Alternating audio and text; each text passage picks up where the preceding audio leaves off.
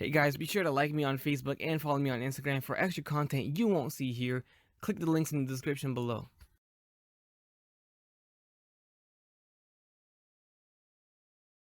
Excelsior! Hey, what's up guys, Eva94 bringing you another action figure review. Today we're going to look at the Marvel Select. This is Beast. So, very big packaging here. Hard to show it all in frame, but we all know how big the Marvel Select packages really are. They're pretty much all the same, and what you need to see is already in the frame here. We got the Beast, I got a little backdrop, and along with some accessories, some other hands there. The side of the box shows a pretty cool picture of Beast himself. Very hard to see, but there it is. And then on the back side we get a look at some of the other figures that Diamond Select has produced, and we get a little read up in the back too. If you really want to read it, you can pause the video. So I finally got Marvel's Beast out of the box. That took quite some time. I forget how difficult it is to open these sometimes, because these are not like Marvel Legends. These are actually kind of similar to the Toy Biz clamshell type packaging, not quite exactly as hard as those, but this one, you know, is with zip ties and all that tied into the package, so it takes a while to take out. And it does come with a backdrop base, which is cool, something that Toy Biz did themselves too. Hasbro does not do that, and Marvel Select has always given us some very cool backdrop or, you know, diorama pieces, which is very nice of them to do. For an extra $5, you really can't go wrong with that. They may not have Build-A-Figures, but they always give us some pretty cool dial pieces. Anyways, here's your Beast, and first and foremost, I just gotta acknowledge the paint on this figure. It looks very nice. The sculpt too, very nicely done by Diamond. Very cool. Did get a little scratch on mine here, a little yellow scratch, but maybe that can come off. But the overall sculpt and the shading and the fur and all that looks pretty nice. I mean, pretty surprised. Promo pics don't do this figure justice. When I did see the promo pics of this figure, I was really turned off. I did not care about it. And mainly the issue with that was the face. And the face isn't all that great to me, I'm going to be honest. The face of this figure is just, I don't know. I think they could have done something better. But definitely in person it looks better than it does in the pictures. I can say that. It's slightly better in person. It's not as terrible as I said it looked like when I was just looking at the pictures. But I still think it could have been a little better for my liking.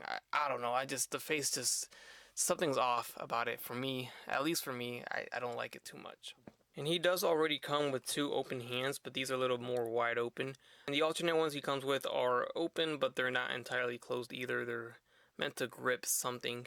So he does come with a dial piece. Maybe he can grip the pipe that you can put it in his hand and use that to have him grip something. But there really isn't like a weapon that he can hold that comes with the figure. You can just put anything else you would like that would fit there. And of course we get the dial piece, which I'm still not really sure how to put together, but I'm going to figure it out for you guys. I'm surprised it doesn't come with any instructions on how to build it, but hey, it can't be that hard. We get two tubes or pipes right here. One's longer than the other, and then we get 3 panels here. I already kind of figured this one out. It looks like you connect these 2 panels together just like that. There you go, and then we get the 2 holes, so I can only assume, let's pan out here, that the bottom's gonna be here. So we get these 2 little, these 3 nudges on each long panel, and then we get the 2 holes here, and that fit perfectly. So you can see there, they are all connected. And now the final piece would be the pipes here, and the short one would go here, so we do get a hole here and a hole on top. That connects, and then lastly we get the long one, which seems like the bottom one does not connect to anything, but the top has a peg, and that will go into this peg hole. Alright, and here is your dial piece in its entirety. So pretty cool. It's not crap, it's not cardboard, it's actual plastic. It's very thin plastic, but it's still decent. You know, any other company would have given you cardboard or something cheap like that. I like this. This is cool. It's a little corner. It's not a huge dial at all, of course, but it's not too bad. And let's get the figure in here. You know, for an extra $5, we get $24.99 for the retail of this guy. and this is what you get. Nice little diorama, a little corner piece. You can use other figures for that, and I'm sure if you get other Marvel Select figures, there'll be plenty of other dial pieces that may go along with this. So very nice, and you can see just how big Beast is. He almost looks like he is out of scale for this, but really it's not. It's the angle of the camera right now. I'm kind of shooting angled up from the bottom, and it looks like he's standing taller than the dial piece, but really he is not. Here's a straight shot of him inside the dial, and you can really see there that he fits in there. Alright, so let's get into the articulation of the figure. From my understanding, Diamond is limited in their articulation. They have to do it since Hasbro has Marvel as well. I think there is a certain rule that they cannot surpass a certain amount of articulation points on their figures. So that's my understanding of it. So maybe that's why he doesn't have double jointed elbows as I'm seeing right now. But despite all that, he still comes with plenty, which is nice. So we get the head. It's going to swivel left and right. It's going to look up about this much, and then he looks down pretty decent too. The arms are going to go forward and back, in and out. We get a little bit of hindering because just the thickness of the sculpt of the fur hinders it. It connects with the shoulder piece here, and it just doesn't want to work. I'm sure I can force it, but I am not going to do that. We get a bicep swivel, single jointed elbow as mentioned before. We get a 90-degree angle there. Swivel at the wrist with a hinge here. Of course, these are removable. And then we get a diaphragm joint, swivels at the diaphragm. Goes forward quite a lot, which is cool, and back, good amount. Waist swivel, I don't see. I see a cut there, but it's not swiveling for me, so maybe they don't have it. But we do get the diaphragm swivel. We get these leg joints, which is very odd leg joints. You're not used to seeing these in Marvel Legends at all. These remind me of the DC UC figures and their leg joints that are similar to this. Not a big fan of these type of leg joints, but it must be a thing with they can't really copy Hasbro's leg joints. I don't know how that works, but it is what it is. This is the leg joints that he comes with. It's gonna go forward about this much here, and back, in and out. Not a full split, not like he should be able to do a split anyways, but that's the range for the legs. There we do get a thigh cut that swivels here. The knees are double jointed at least, so that's nice. And then the ankles will hinge forward and back. We get a pivot there, and then not a swivel. So this is very similar to the ankles for Marvel Legends. So it's just a pivot and then hinge right there. So how dynamically can you pose this Beast figure? I do feel like it should be a little bit better. The sculpt here and there hinders a bit of the articulation. I think these leg joints just aren't the best for articulation wise. For overall, I guess it could be worse. Definitely I've seen worse, but they definitely could be better. The arms, I wish they could be spread out a little bit better. You can still get him doing some, sort of poses, nothing too crazy. But yeah, just if you guys collect Marvel Selects, then you already know what to expect. If you're a Marvel Legend collector going into a Select, then you're probably gonna be a little disappointed because Marvel Legends are a little bit more agile and dynamically articulated. And guess what I just discovered? He does have a waist swivel. It finally got unstuck. It looks like it was very, very stiff on mine, but yes, he does have a waist swivel along with a diaphragm swivel, so very nice, very cool. So it might be a little stiff on yours. Just try to be careful, little by little. I was just messing around with him, posing him around, and it got unstuck. Alright, so I really don't own any Marvel Select figures, so I don't have anything to compare him next to in terms of Marvel Select, but of course I do have Legends like crazy, so we'll get him next to some Legends. So some other X-Men, we'll get Jean Grey here, and we can kind of see the height difference there. I know from my understanding, in general, Marvel Selects do scale taller than Marvel Legends, so they don't really go well together, but if you mess around with the camera angles, I'm sure you can pull it off with this Beast. Since we don't have a Hasbro Beast, not yet at least. Here is Wolverine, very tiny next to him.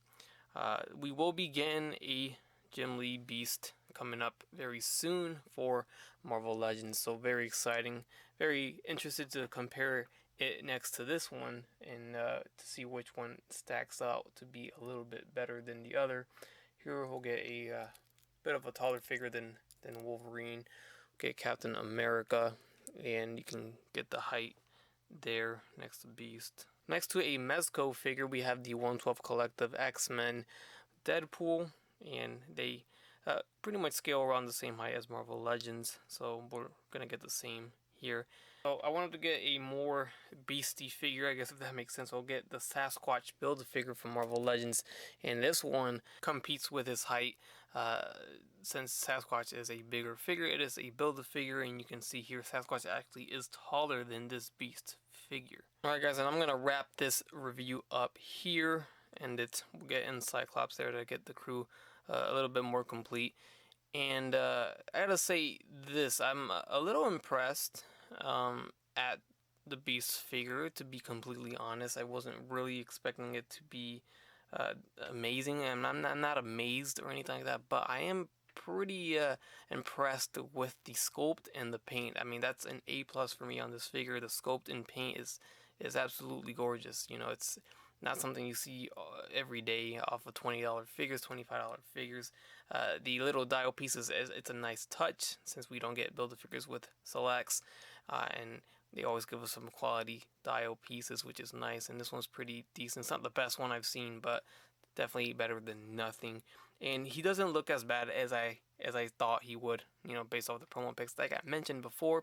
So I am someone that doesn't collect selects. As you can tell, I don't review them much. So coming from somebody that doesn't collect selects, I can say it's not a bad figure at all. So if you're on the fence about this Beast, and you don't have the Toy Biz one like myself, I don't actually have the Toy Biz one, which is another reason why you don't see it in this video, and you need a Beast to hold down before the Hasbro one comes out, then this is definitely a good, decent pick in my opinion. And some of you may even like it better than the Hasbro one. Some of you may not like it better than the Hasbro one. So another thing you can do is wait till the Hasbro one comes out, and we can do the comparison and check out which one really is the better version. But that's it. I don't want to keep talking. I don't want to keep repeating myself. So I'm going to end it here. Hope you guys enjoyed this review. Leave a like if you did.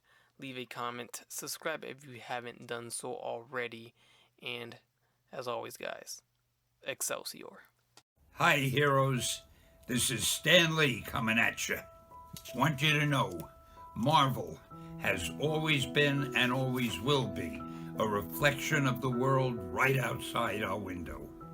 That world may change and evolve, but the one thing that will never change is the way we tell our stories of heroism. Those stories have room for everyone, regardless of their race, gender, religion, or color of their skin. The only things we don't have room for are hatred, intolerance, and bigotry. That man next to you, he's your brother.